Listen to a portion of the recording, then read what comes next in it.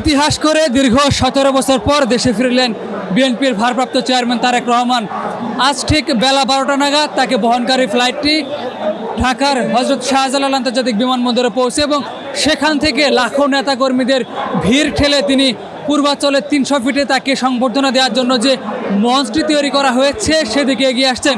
ঠিক এই বাসটি দেখতে পাচ্ছেন, এই বাসের মধ্যেই বিএনপির ভারপ্রাপ্ত চেয়ারম্যান তারেক রহমান এবং তাকে এক নজর দেখার জন্য নেতাকর্মীদের যে উচ্ছ্বাস সেটি একেবারেই চোখে পড়ার মতো।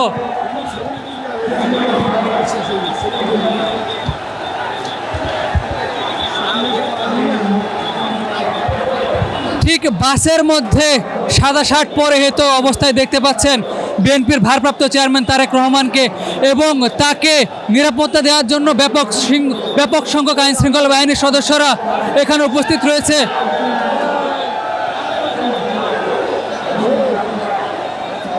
অর্থাৎ পুলিশ, র্যাব, বিজিবি, সেনাবাহিনী সহ এসএসএফ এর সদস্যদেরও উপস্থিতি এখানে লক্ষ্য করা যাচ্ছে। শুধুমাত্র বিএনপির ভারপ্রাপ্ত চেয়ারম্যান তারেক রহমানকে এক নজর দেখার জন্য নেতাকর্মীদের এই উচ্ছ্বাস।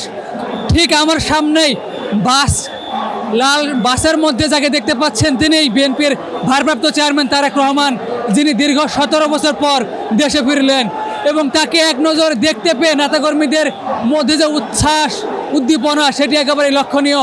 আইন শৃঙ্খলা বাহিনী বেশ হিমশিম খাচ্ছেন এই উৎসুক নেতাকর্মীদের এইখান থেকে নিরাপদ দূরত্ব সরিয়ে দেওয়ার জন্য।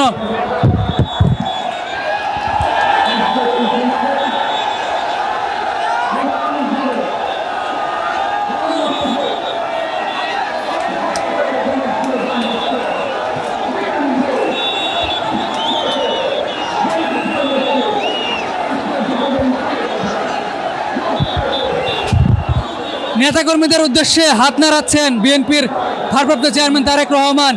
শুধুমাত্র তাকে এক নজর দেখার জন্যই লাখো লাখো নেতাকর্মী সারা দেশ থেকে এখানে উপস্থিত হয়েছিলেন।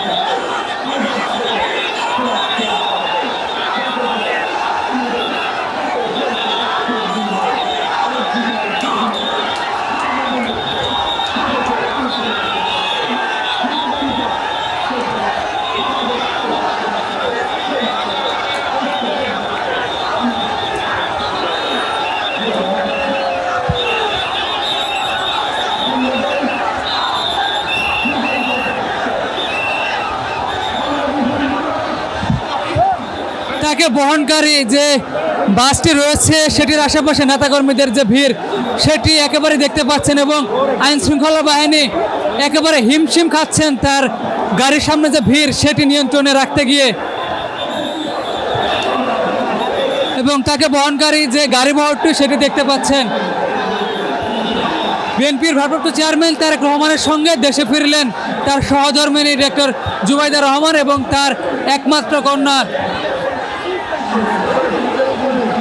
জাইমা রহমান। এবং আজকে তার স্বদেশ প্রত্যাবর্তনকে ঘিরে রাজধানীতে লাখো লাখো নেতাকর্মীর ঢল নেমেছে।